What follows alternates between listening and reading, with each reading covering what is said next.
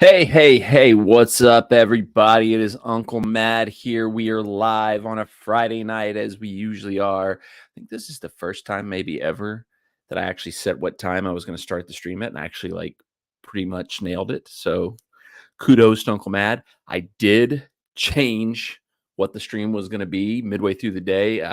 If you saw it, I don't know how often YouTube posts out the notifications when I post a schedule for a live stream or not, but this morning posted the original live stream I was going to do. I was going to do kind of everything in one big show, Titans preview, probably a little wrestling talk, and then obviously the big news that you can see on the description and in the thumbnail, talking about the big news that came out from Nashville SC in the last 24 hours, the departure of, as Tornado has said in the chat, club legend Dax McCarty. I almost said Dax Shepard. Get that out of my head before I say that like 5 times in the same vlog. But then, news came out about Fafa Picault that he would be departing Nashville SC as well. So I figured, let's push the Titans stuff out. We can do another Sunday morning stream like I did last week to kind of talk Titans and football. That turned out pretty well. I like that. That also, spoiler alert, checks a box for me to have a bit of content each day, because we're in this weird gap right now where about middle of next week, late next week, holiday season activities will really start to pick up. So I'll have some things that'll kind of fill out the rest of the year, and my goal of putting out a piece of content every single day for the year. But for whatever reason, this past week and now going into this next week, it's kind of that post Thanksgiving, but the holiday season's not in full swing yet, kind of lull.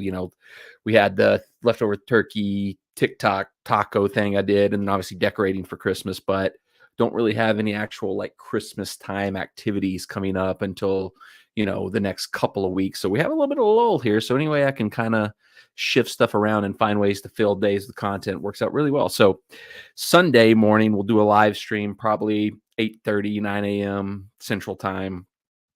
We'll talk Titans and go through all the NFL stuff then. Today is going to be all Nashville SC. We're going to talk Dax. We're going to talk Fafa. We're going to talk the new signing that just came in for the club. But, let's just catch up on what all has happened. So one of the weird things about MLS and their roster construction is teams announce decisions on their rosters once they can pretty much announce them as soon as they're eliminated from the playoffs, but they have until a certain window of time. I believe today, or maybe even sometime this weekend, was the deadline for teams not left in the playoffs to announce roster decisions. And MLS is weird where most guys seem to be on like a year-to-year contract where the club can pick up the option or something like that. And that seems like half the teams. So we had half the team that the club had to announce that they were picking up their option. I think there was only seems like only 6 or 7 players that were already on a long-term deal. So there was no need to make an announcement or decision about them. And pretty much the announcements went as expected. If you've, followed Nashville SC, everybody that, was expected to stay is staying for the most part. I think the one I don't even know if this is a surprise, but I saw some people saying it was kind of 50-50 was Nick DePae. He was a center back that we brought over from Los Angeles Galaxy, was intended to compete to be David Romney's replacement as Walker Zimmerman's center back partner, but never played a minute for Nashville SC, may have shown up with an already torn Achilles. Gary Smith, we never got the full story on that. Gary certainly seemed to apply, way back in what was it, February? God, the MLS seasons are so long, that there was a little bit of shenanigans, a little bit of shadiness about his medical from LA. Never played a minute for Nashville SC, so there was some expectation that they might pick up his extension just, because they traded for him and hadn't got anything from that trade yet. So bring him back, let him at least compete, or maybe find a way to trade him and get some assets back for him. But they declined his option, but no surprise with McNaughton, with Jack Meyer, with Zimmerman. We've got a pretty solid group at center back. Probably an expectation of maybe in the draft or free agency, maybe bringing another option there, a younger option, something like that. Probably 2, who knows?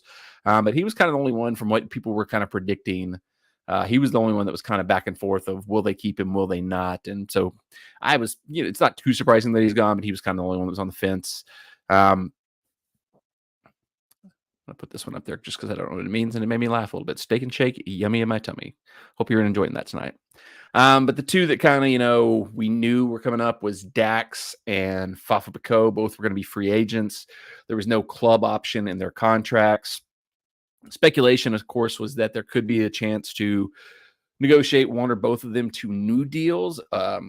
Most of the stuff I read about Fafa said the likelihood was that he would test free agency one way or the other because he's 32. He's only got so many contracts left in his career. He's got to go, as much as he may have liked his time in Nashville, his priority probably at this point in his career is getting the best deal he possibly can for himself and his future, financial security. So maybe go out, test the market. If Nashville's still the best option, maybe he comes back. But, his post kind of saying goodbye and stuff like that pretty much made it clear, either Nashville said, hey, we're not going to offer you anything, or what they offered was pretty clearly something that he could beat on the market, but it seemed pretty clear he was going to go. I think there was similar hope with Dax that he would, either be offered a new contract or, my pipe dreaming was that, he was going to retire here because he was such an important part of the club. And I'll talk about that a little bit more in a minute, but, would have loved to see him retire here. But I mean, he showed at points this season, he's still got something to offer a team. I don't know that I think it's pretty clear he's probably not an everyday starter, but a guy that you can put in a pinch, a guy you can put in for a stretch of games here and there. He's still got a job he can do. He can really elevate a team that needs a veteran leadership, kind of brought in. He's got something to offer. He still wants to play, it seems like. But it seems either, we don't know because none of this has come out publicly, but the club posted the big thank you, Dax, officially saying goodbye. He posted his official goodbye. So that tells you either the club, opted to not offer him an extension or a new contract, or offered him something that was clearly something that he'd get a better deal going elsewhere on, or I guess those are probably the only two options. Either the club offered him nothing, or the club offered him, something so low that he knew he'd get a better deal somewhere else. It's weird how this stuff works. Like within an hour of it seemingly being confirmed that he wasn't coming back, there was already people dropping hints and not really directly saying it, but implying that something was going on and that he Dax to Colorado seemed like a likely option, which that's probably a really good fit for him. They're a team that has shown zero ambition in the last several years. So coming in this year, they might essentially be pretty much start from scratch, basically like an expansion team. So much like Nashville SC, Dax coming in, giving them a little bit of veteran leadership could be a perfect fit for them, could be a perfect fit for him. I think Dax at this point in time, I would like to see him just try to play for every team in MLS at this point in time. I think he's knocked off six, that can't be right. DC, Dallas, New York, Chicago, Nashville. Am I missing one? Whoever he goes to next, unless he goes back to one he's already been to, he'll do 6 teams. It's crazy. A player that good, who everywhere he's been so well liked, he's been so important, somehow ends up on 6 different teams. But I think that's kind of one of the screwy things about MLS's roster and salary cap structure is that he's a player who's not quite a designated player level. So he's the guy who's always going to be the first one cut when teams need to trim salary, unfortunately. And with that regard, certainly the hope with Nashville SC not renewing him, not finding a new contract for him, not renewing Fafa, not finding a new contract for Fafa, is that there are plans to redirect the money that would have gone to those two elsewhere. Hopefully this isn't just a cut payroll, cut our losses, and start to blow up rebuild type thing. Hopefully this is just, they're both on the wrong side of 30, unfortunately. Let's reinvest that money into younger players, re-strengthen the squad that way, which they already have somewhat done. Let's get into this. I'll talk a little bit more about Dax. I definitely want to say a nice, really, pay a little tribute to Dax before we go. I'll kind of end with that. So we'll get to that in a second. I'll talk a little bit about Fafa too, because he deserves his flowers.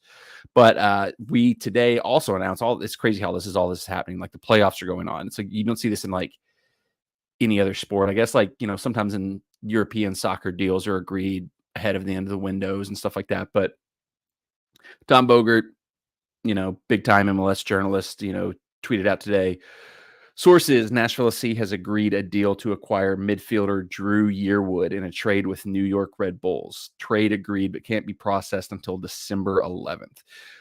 Yearwood, 23, originally signed by Red Bull New York from Brentford as a young DP, designated player.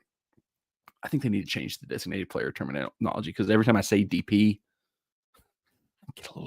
it makes me like chuckle a little bit in my brain a little bit. I don't know if that does that to other people, but maybe when we reorganize everything like they're supposedly supposed to do, maybe we change the designated player title to something different, like cap protected or something. I don't know, something where we're not using the word DP all the time when we're talking about MLS. He made 99 appearances in his time with Red Bull New York. There's a lot of reports out there, some from Red Bull fans, some from, people who cover the league, about what he is, what he brings. High energy player, work rates, unquestionable. I'm sure that's a big plus for Gary Smith. I saw some people say his progressive passing was really good. Saw some people say his passing was underwhelming. The general consensus seems to be he's a solid player, but maybe not quite to the level Red Bull hoped when they brought him in as a young designated player. So maybe that was a reason they were willing to move off of him to get his salary off the books. Most people say he, isn't necessarily Dax's replacement, that he's more likely, based on his skill set, he'd be more likely to be the long-term replacement for Anibal Godoy, which would indicate they probably need another center mid signing, which I said, all along, this team probably needs at least 2-3 new bodies in central midfield, because I think I said Dax needed to be replaced, whether he was staying or not. Godoy, there needed to be a long-term replacement for. And just from a depth perception, I don't want to see Brian Anunga much anymore. So to get another depth player in would be good. So it seems like maybe, I don't know that Drew necessarily goes straight into the lineup. Maybe he kind of rotates and job shares with Godoy a little bit. Sean Davis is still there as well. Sean Davis and Drew Yearwood were, I've seen a lot of stuff talking about how they partnered together a lot for Red Bull New York as when they were together there as a midfield. So this also plays into this pipeline of every offseason we have to sign a player from Red Bull New York. It's been Sean Davis, Alex Muyl, probably somebody else I'm forgetting at this point in time, but it's good to see they're making moves. I'd rather see us taking action, us being active, than just sitting on our heels. Especially, it almost I don't know if this is they felt like they had to do something with the Dax news, just to when you're first captain in club history, such an important player, is going.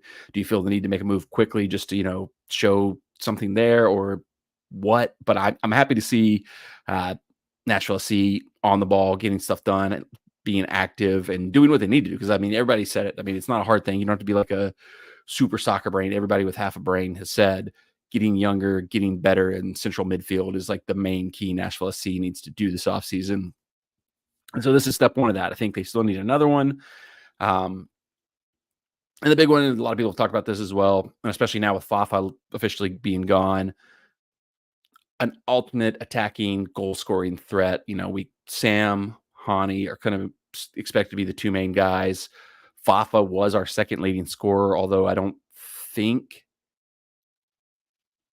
he scored. Did he score again after League's Cup? It seemed like he was one of the, many players that went ice cold after the League's Cup run. So I don't remember, but he was our second leading scorer. So obviously that's goals. We didn't have many goals in the first place. So when you lose your second leading scorer, you got to find more goals somewhere. So, and just, it's a body out of your rotation of wingers. Luke Hawkinson was also, not renewed, which wasn't a surprise, but he's the guy that was regularly being pulled off the bench for matches. So that's two wingers that were kind of a part of your first team. So there definitely has to be a new wing player, a new frontline attacker coming in some shape, form, or fashion. I talked about it kind of in my end of season wrap up. I hope we can get some stuff done, and getting this player, I've already forgot his name. I'm gonna have to work on this.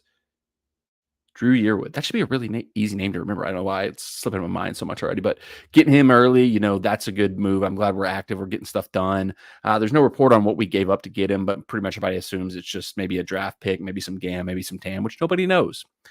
I will say NSC Stats was almost reading my brain. It's Twitter account. Go follow NSC Stats. They're a really great Twitter account for analyzing NSC stuff, posting analytics and stats and stuff. Obviously, it's in the name. They posted exactly what I was thinking when we're starting to see some of this stuff happen. Is there's been rumors that there's going to be major changes to the MLS salary structure going into next season. Some of it tied to Messi, some of it tied to just the growth of the league, salary cap, and maybe a major elevation of that, maybe adding a fourth designated player. But none of that has been officially announced or confirmed. And so a lot of people are talking, and SC Stats pointed it out on Twitter. how are MLS teams making these roster decisions that they have to make by the deadline in terms of who they're going to retain, who they're going to release, even this Yearwood trade? How are you making these decisions not knowing what exactly the roster rules, what the salary cap, what all that's going to look like next season?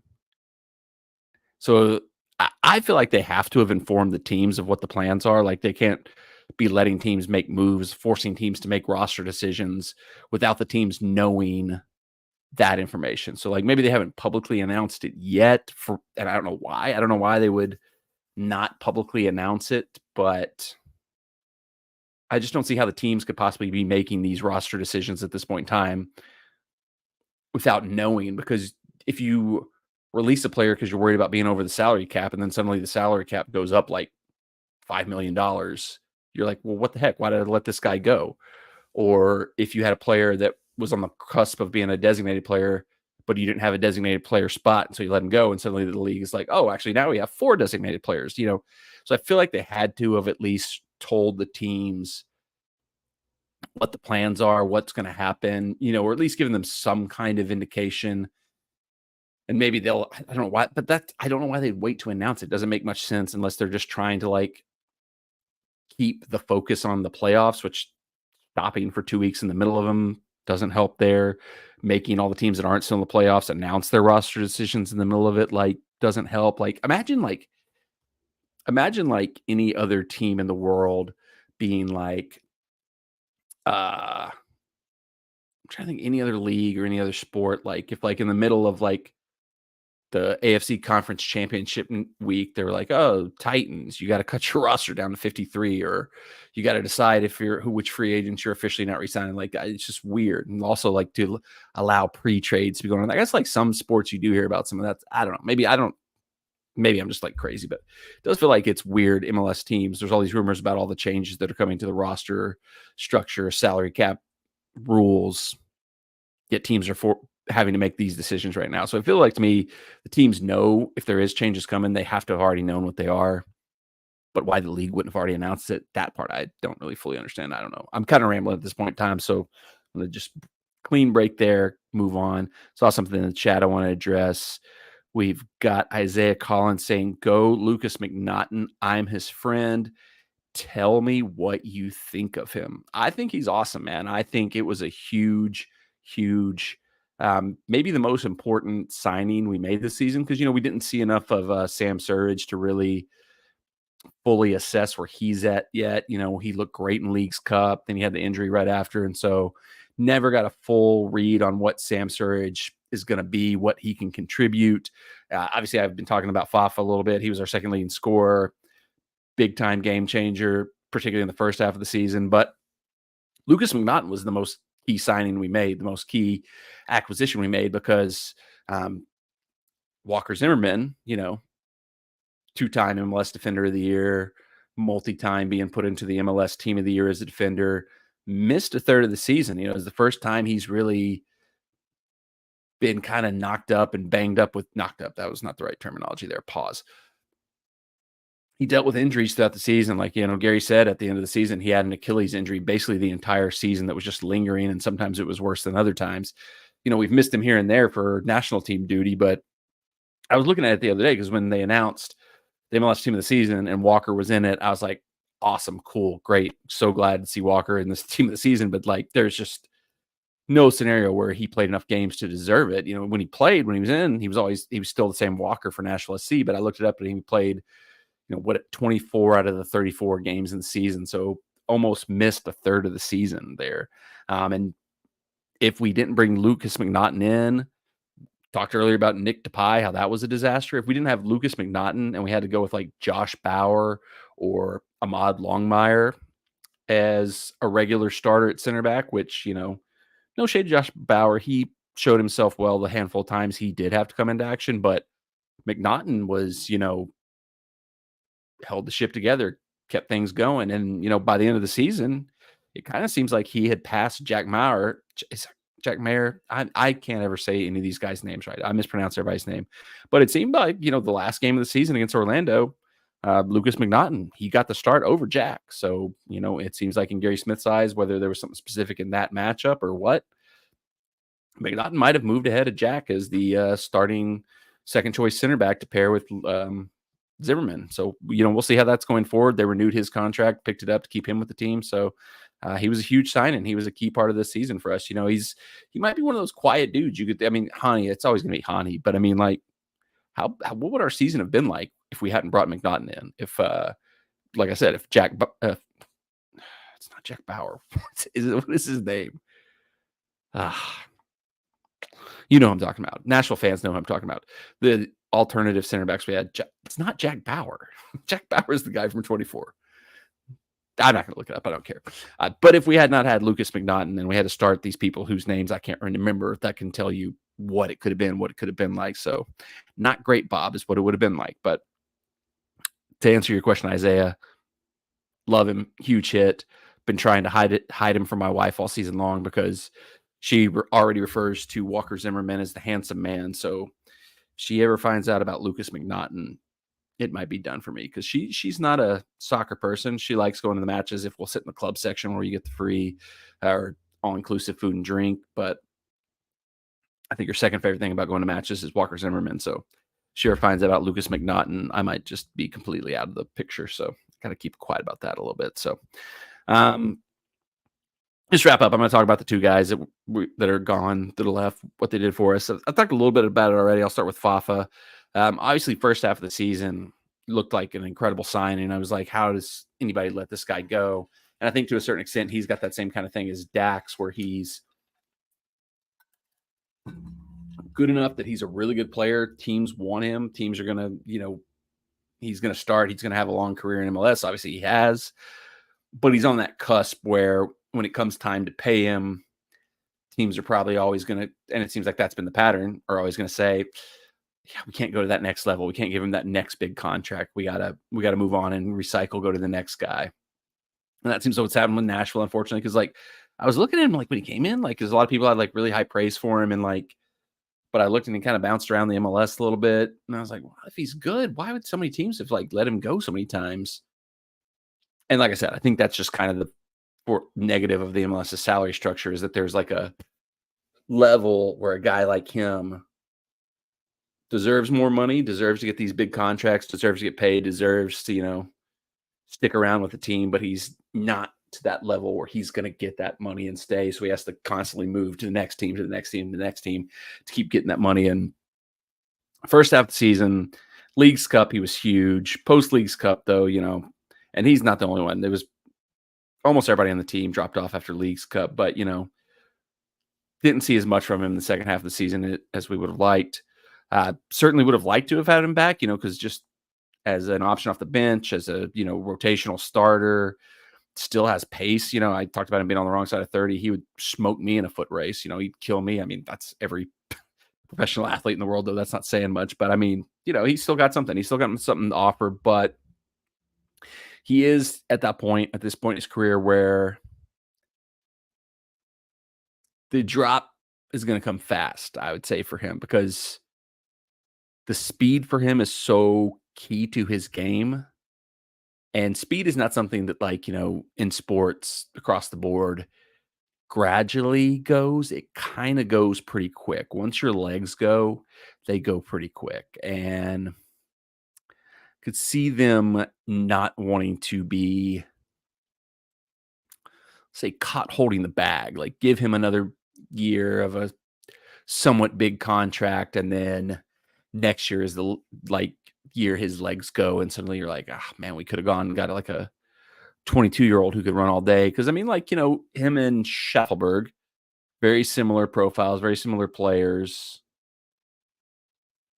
10-year age difference. And there's probably another Schaffelberg out there somewhere that hasn't quite caught on with their current team that maybe Nashville can poach. That's been our MO, is grabbing a McNaughton who, for whatever reason, couldn't force his way in Toronto and, was pretty solid since he got here. Schaffelberg, same thing. Couldn't force his way into Toronto's team regularly. He's been really solid since he got here. So there's another young winger, hopefully somewhere out there in the MLS that, is looking for an opportunity, he's looking for a chance that's not getting in their current team. And, I think Mike Jacobs probably has that lined up and targeted. It's the CJ Sapong thing. Like CJ Sapong, great first season with Nashville, great, half a season last year, then it kind of fell off. And by the end of last year and the start of this year, like I said it a million times, you could just see he did not have the legs anymore. You could just watch him and tell, and I'm saying this as somebody who's felt it myself when I was, I never played at the level obviously these dudes are playing at, but even at the rec level, playing with your buddies, playing pickup, playing adult league games, everybody who's played sports has played soccer sports. You probably, if you get to my age, you get to these older plus 30s, there's going to be a moment where your head is telling your body to do things and your body is not doing them as fast as your head is telling them to do. And you're kind of like, what the heck?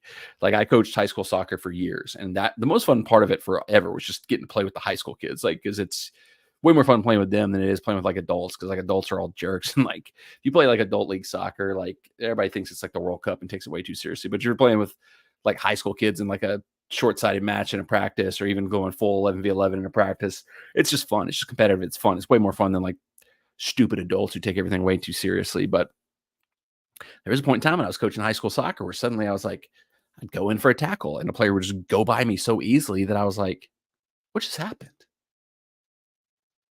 I don't really make that tackle. I knew what he was going to do. I knew where he was going to go.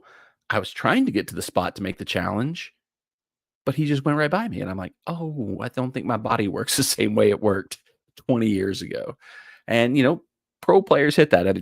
Gary Neville is the one example I always go to. He was out injured for most of his last 2 or 3 years with Manchester United, came back, was supposed to have his big comeback match against West Brom, and just got cooked all over the pitch. Just clearly looked like he couldn't move anymore. Just getting ran off. Oh my gosh. I'm watching Washington, Oregon right now, the Pac-12 championship game. Washington looked like they were just going to run away with this game in the first half. And Oregon got a late score to go up 2010, and now they just came back in the start the first half to go up to get a touchdown 2017, and now they just picked off Washington. This game is completely flipped on its head. It's insane. RIP to the Pac-12. We loved you while you were here. Anyway, Gary Neville had this horrible match against West Brom. Just got cooked left and right, was just tripping and falling, just his legs weren't working right anymore. Retired right after the game. Was yep, this was a bad mistake. I should have known. The legs are gone. I can't do this no more. I retire. Players hit that point, and that's what I saw from CJ Sapong over the last stretch of his time at Nashville SC. He was borderline on the verge of going a calendar year without a goal. That was almost the last fun thing we had going for the CJ Sapong era was he was creeping up on going a full 365 days without scoring a goal. And it wasn't he was coming off the bench, or he was our number one striker and did not score a goal for 300. I want to say 40 days. I want to say it got to 340. And of course we traded him to Toronto. Oh, goodness. We traded him to Toronto as part of the Lucas McNaughton deal.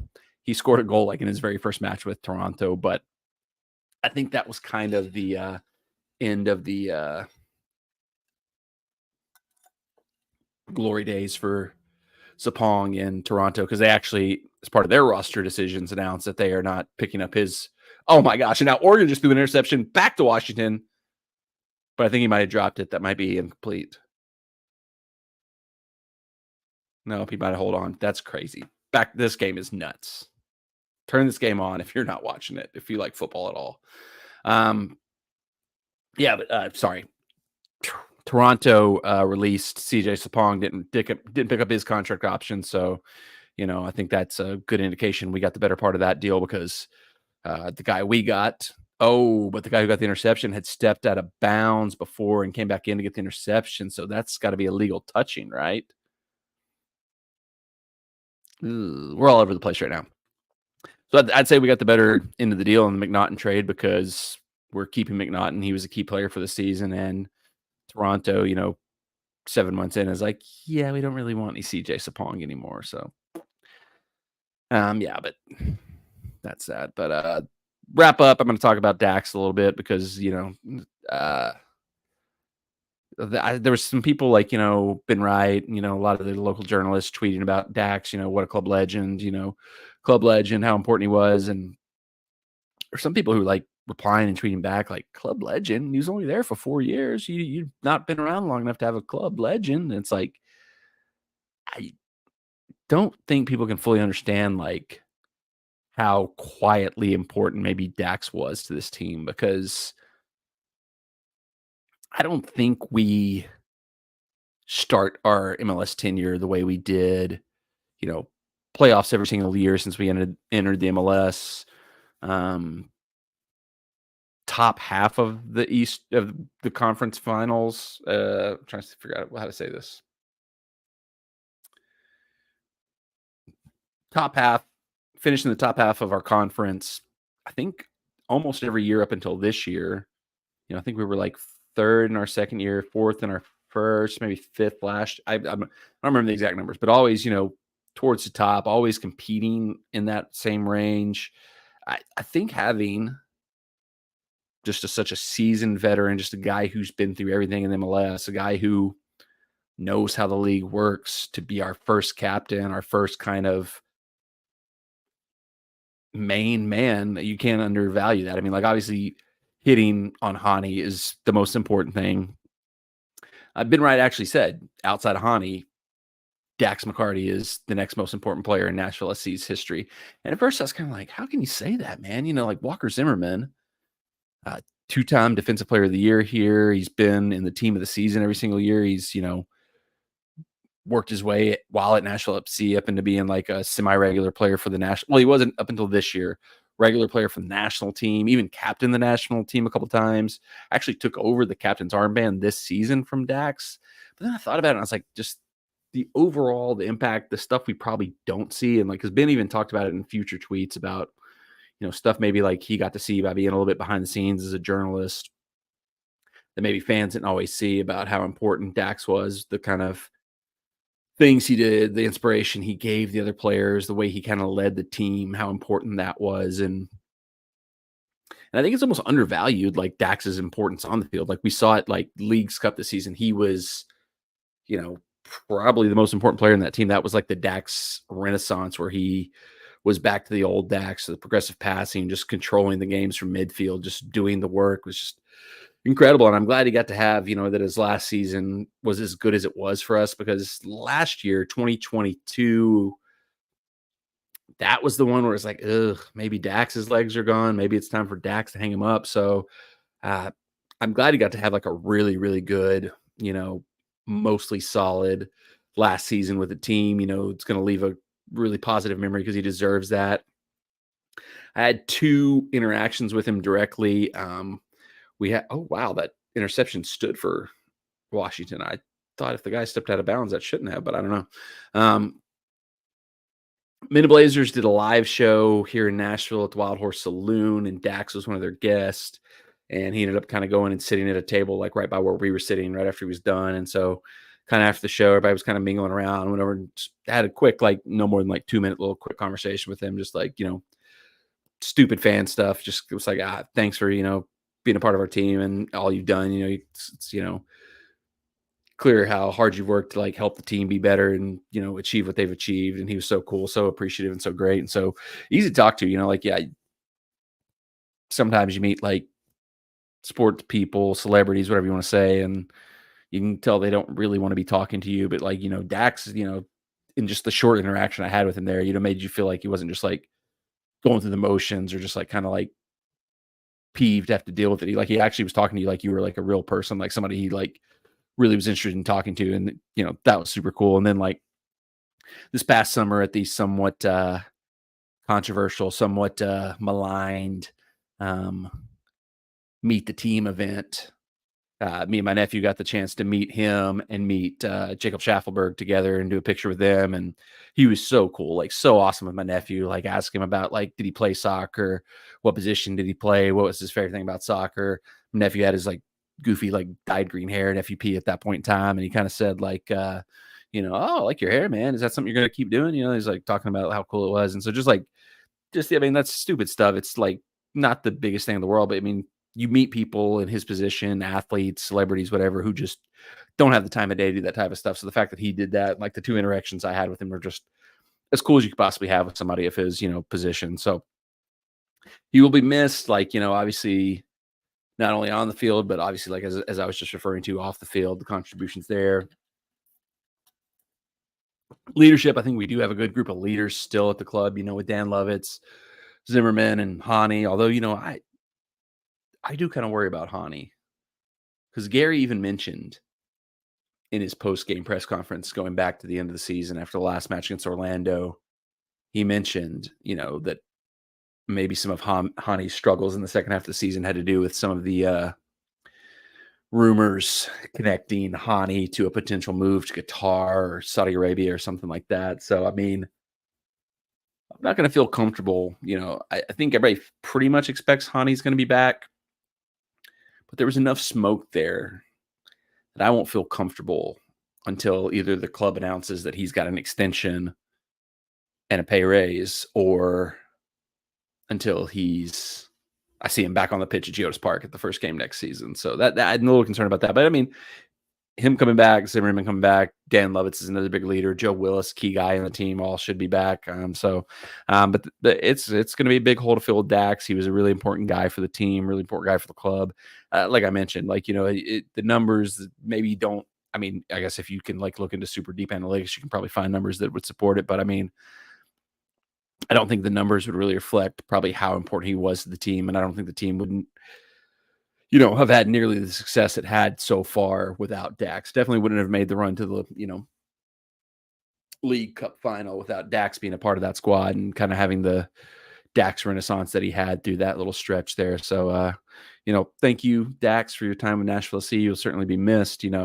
I kind of mentioned earlier, my kind of pipe dream was, if he didn't decide to keep playing, is retire, maybe jump right onto the bench and help coach. But I mean, I started listening to his podcast, The Journeyman. You could look it up.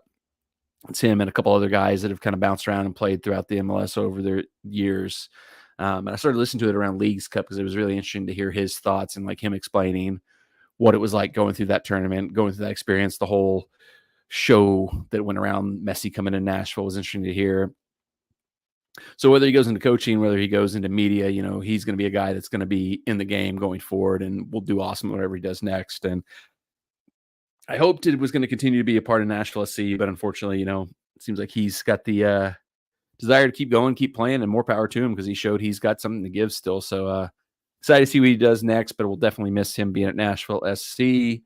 Let's see, just a couple quick things in the chat. Tommy says, good evening, Uncle Mad. Good evening to you, Tommy. Thanks for joining. I said, did Nashville SC make the playoffs this season? They did. Unfortunately, we got beat in the best of 3-game series in the first round against Orlando. They took both games 1-0, so it was a short in and out for us in the playoffs this year. Probably our most disappointing season from that perspective, from that regard. But hopefully that's going to be leading to some major overhaul, some major changes for the team. And we've talked about that here on the channel quite a bit. And did the head coach from Nashville SC stepped down, Gary Smith? No, he has not. I know there's a large chunk of the fan base that wants him out, and I'm not one of them. I'm like, do I want to win a championship? I mean, you definitely want to win a championship. That's the goal. You always want to win the MLS Cup. You want to win the Super Bowl. You want to win it all. But I mean, one team wins it per season. You can't just get mad and get rid of the coach just because you're not making it. Like, I mean, we've made the playoffs every year since we entered MLS. I believe, if I'm not mistaken, Seattle Sounders are the only other team that has done that.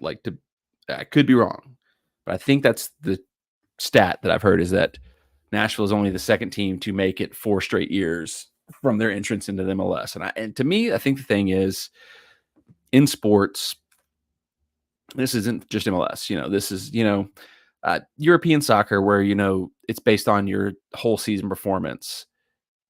You got to just build the best team, have the best style of play, have the best tactics. That's key. The MLS system, the American sports system, if you can be consistent, if you can just be competitive, be consistent, keep yourself in the mix, and then find that spark that gets you hot at the right time, that gets things going at the right time, That's how you win a championship. You don't win a championship by just throwing the baby out with the bathwater every time things don't go your way. Like, you look at what, like, I'm going to jump over to American sports for a second. MLS is an American sport, but you get my point. Carolina Panthers, they've their coach is firing their owner, who just came in 2019, has fired like 5 coaches in 6 years, or he's had, like, between interims and regular head coaches, had like 6 coaches since 2019. That's insane. That's you're never going to establish a culture. You're never going to establish the consistency you need to really win doing that. So I mean, I would not get rid of Gary Smith at this point in time. Like, I understand not everybody, likes his style of play. And, I'm not always the most fan of it. I think it's a little overblown. The idea of, oh, Gary Ball, he's just parks the bus. I think that's a little overblown. And if you don't like his style of play, that's fine. But you can't argue with the results. I mean, we've made the playoffs 4 straight years. A couple bounces go our way a few of those years. Maybe we do even better in the playoffs than what we ended up doing. We got Sam late here. Let's see what happens when we have our really proven striker for a full season. I'm giving it a chance. I'm saying we've been consistent. We just need to keep that consistency, keep that base level. I'm going to knock this over before the stream ends.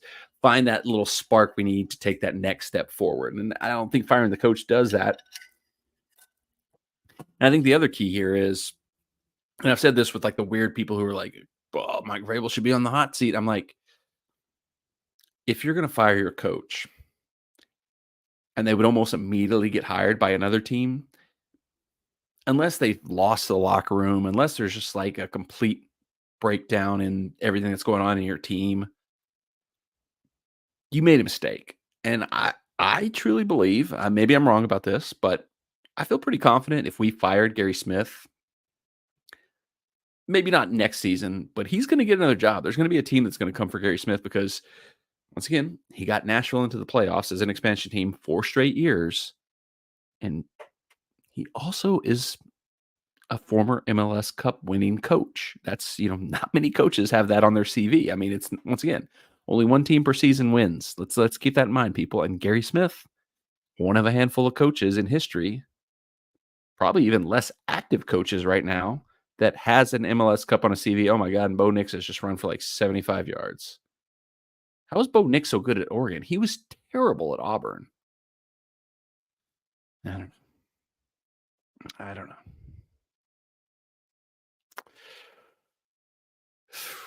So weird. Yeah, but I'm not going to throw Gary Smith under the bus. I'm not going to say Gary out, because you also have to like know what's going to come next. Like, I think they've, built the platform. I think now they see there needs to be some changes, move on from Dax, move on for Fafa.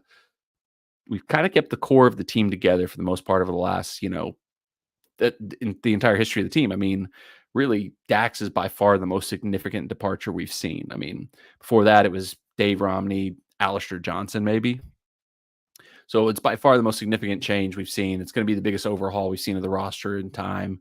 But I think we've got the base to where if we make the right moves this offseason, we're going to be right back up in the top of the Eastern Conference, knocking on the door of potentially being a Supporter Shield MLS Cup level team. If we get there and it all falls apart and things don't get to that next level, then we can start looking at the Gary thing. We can start saying maybe there's another guy who can be the leader of this group. But for now, I'm still with Gary. Last comment I'm going to hit here, and then we'll call it a night. Tommy asked your picks for tomorrow MLS conference final. So we've got the Battle of Ohio, the Hell is Real Derby, Columbus, Cincinnati. I'll start with that one. I mean, Cincinnati's been the best team in MLS all season long. Costa named MVP in the past week. I mean, everything's gone their way all season long. And this is, I'm going to make this pick based on no tactical, no on the pitch, no field level, no, I'm not going to tell you XG or this team, the analytics tell you this. This is just pure guts, pure what do we see in sports more often than not. And when you got a team like Cincinnati that was the worst team in the MLS for their entire history up until last season, which they're always who I point to when I hear Nashville SC fans say, oh, we should fire Gary Smith. I'm like, he has got us to 4 straight playoffs. look at what some of these other expansion teams have had to go through. I think we got it pretty good on our side of the fence. But when you have that first really, really good year, when you have that first year where you really take the step forward the way Cincinnati has this year, you rarely see that team win the championship. Like, I think maybe the comparison I would make is to American sports, and I hate to always do this, but I mean, I think these things are just like some of these trends, some of these vibe things are true across sports. We look at the NFL last year. The Eagles put a bunch of pieces together and like became like this dominant force, looked so good throughout the year last year. Go to the Super Bowl. I think they might have even been favorites in the game. And what happened? The stalwart, the old team, the team that had won it before, the team that knew how to win in the tough situations, got it done. Kansas City Chiefs beat the Eagles. Columbus, multiple time MLS Cup champion, owned Cincinnati throughout most of the history and of this rivalry of the Hell's Real rivalry. Just, all that there, kind of the big brother, little brother, maybe even a little bit of there. I think Columbus knocks Cincinnati down one last time. I think Cincinnati, as long as they keep the band together, comes back next year. Next year,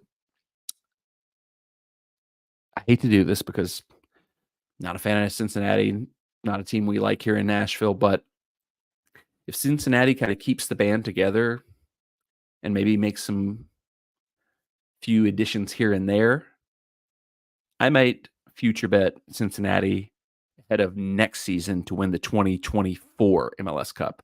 I think this is their growing pains year. This is the year they have to learn a lesson where they lose to the team that, has the history, has the more established culture of knowing how to win these things. Think Columbus gets it done. Matt Miazga being suspended is obviously probably huge for Cincinnati as well. I'm going to go Columbus on that side. I think Columbus gets it done, goes back to MLS Cup. Other side, LAFC and Houston. This was a little bit tougher because, like, my gut tells me LAFC has, the pedigree, defending champions, so many really good players. Vela, I'm going to mispronounce his name, Bonoga, the striker, who was probably second, choice to MVP for Acosta. Cellini, was won everything there is to win, experience level up through the roof. But Houston just has that, like, I don't know, it feels like weird saying this against Cincinnati, but I mean, there just seems to have that vibe that something special is happening there. Like when they win the US Open Cup, I was watching like Ben Olsen's press conference. I was watching like the things the players were saying, and like they just seem to be one of those teams that, like, talent or whatever aside, they just seem to be clicking in a way that gets you that little bump. And so, like, once again, neither of these picks are based on, I think this key player is going to make the difference. And this is purely like all vibes, all gut feelings, all, you know, reading the tea leaves, just kind of like looking through things and saying, like, what could happen here? And what is the thing here? And I feel good vibes from Houston. I think LA has been just kind of, they've gotten a little bit going, obviously, in the second half, but they were kind of running on fumes a lot from trying to like push through and make a good performance early on in the season in CONCACAF Champions League, which Nashville SC is going to be a part of that next season. It's going to be interesting to watch that next season because they've expanded it. So to see how many more teams are in it, how big of an impact is that going to have on the MLS season? Because it's kind of been a thing forever that like the 3 or 4 teams from MLS that are in CONCACAF Champions League basically just forfeit the first like 8 games of the MLS season to like try to do their best in Champions League. But there's so many more teams that they've expanded it now from MLS being in that. I'll be very curious to see how that changes, including Nashville SC, who will be in CONCACAF Champions League next year. But that aside, Houston's already shown the ability to grind it out, win knockout matches, win playoff matches, won US Open Cup over the mighty Inter Miami, who we couldn't beat in our cup final. Granted, they didn't have to play Messi as much as we had to play Messi. Yeah, so just the vibes, the momentum, just everything to me makes me have a gut feeling that it's going to be Houston. And like I said, on the other side, I just feel like Cincinnati's that team that's really, really, really, really strong, really, really good this year, but they're probably 1 year away from actually like really knowing, being able to take that step. So I'm going to say Columbus, Houston, win in the conference semifinal or in the conference finals tomorrow, advance to play for MLS Cup. That being said, it's probably going to be Cincinnati and LAFC. So, but my prediction, I'm going Houston and Columbus. All right. We're going to wrap it up for this evening. I appreciate everybody who tuned in and watched, whether it was live or whether you're watching this on the replay. Thanks to Tommy, Isaiah, and of course, Tornado for jumping in with comments in the chat as we went live. There's thanks for everybody who ever watches anything that I do. If you're new to the channel, just checking this out for the first time, I would ask that you please subscribe and turn the bell on for notifications so you always get updated whenever we do anything here on the channel. Plan kind of coming up. We're going to have Catterday tomorrow, which is always an epic extravaganza of excitement. Sunday, I'll do a live stream Sunday morning, probably, like I said, 8 or 9 o'clock Central Time. Preview the full NFL slate for Sunday, as well as the Titans-Colts game. That game will be played at Nissan Stadium, so I will be at Nissan Stadium following the live stream Sunday. I'll vlog my whole experience there. That vlog will come out Monday. And from there, who knows? We're doing daily vlogs throughout the end of the year because we stupidly committed to doing a new vlog, a new video, a new piece of content every single day for 2023. We're this close to hitting it done, although I did technically miss one day, but I did put out an extra bit of content to try to catch up. So, depending on how you want to grade it, we're almost there. More to come as always. Hope you'll stick around. Till the next time, enjoy your life.